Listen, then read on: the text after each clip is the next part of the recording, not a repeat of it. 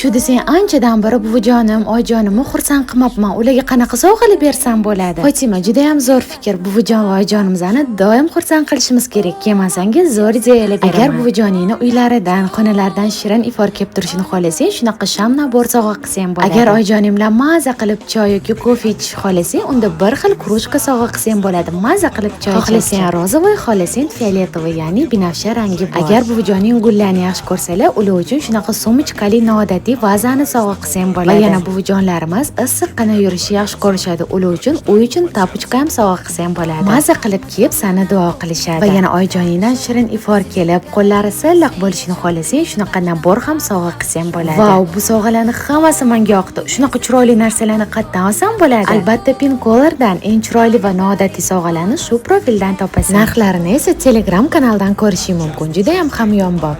Мы вырастаем, а потом прибегаем.